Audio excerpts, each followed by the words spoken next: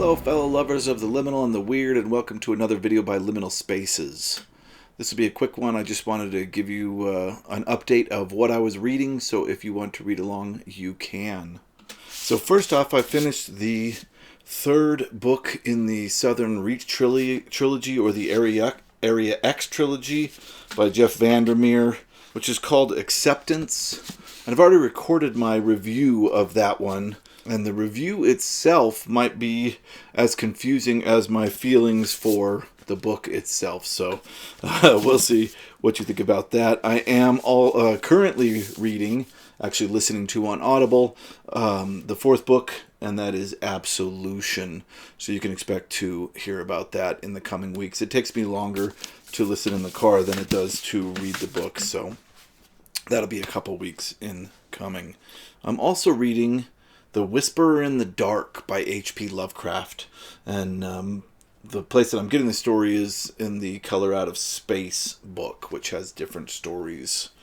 I'm reading this one because I looked up on the internet and Wikipedia which Lovecraft stories mention the King in Yellow, the Yellow Sign, Hastur, any of these things. And the only one that came up was The Whisperer in Darkness. So apparently, the King in Yellow and a lot of these Robert Chambers and Ambrose Bierce concepts don't come up as much in Lovecraft as I initially suspected. In fact, what I'm starting to learn is that he really only mentioned them in Whisper in Darkness, and then other Cthulhu mythos writers really took the ideas and ran with them even further. But yeah, I'm continuing my project of tracking down mentions that go from Ambrose Bierce to Chambers to Lovecraft and maybe beyond as the channel goes on, of these gods or ideas. So I'm really enjoying that. I'm about halfway through that. It's more of a novella than a short story, but that's been a lot of fun. I'll be talking about that next week if you want to read along. I'm going to be doing a Ray Bradbury story from Dark Carnival, picking up where Jason left off. We'll see if I can fill his shoes. The story is called The Coffin. So if you'd like to be caught up for the Ray Bradbury story next week, read The Coffin. And last but not least, I am reading The City and Its Uncertain Walls by Haruki Murakami. I took my dust jacket off while I read it, just so I don't bend it or anything like that. I'm only the first chapter in, and so far it's been all right.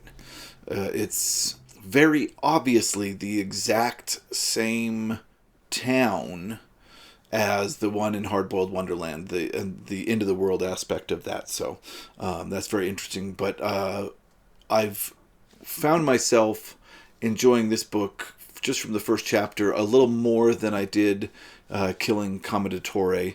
I love Haruki Murakami. I DNF'd Killing Commendatore. I didn't like it as much. So we'll see where it goes with this. Nostalgia alone might make me love this, but yeah, I will report when I am done with this, and probably do a deep reading if it needs it on this one as well. So that is what I'm reading. If you'd like to read along, those are the books that you should grab. I watched a few things over the last couple of weeks. I've watched the Decameron, and I actually really enjoyed it. It was funny.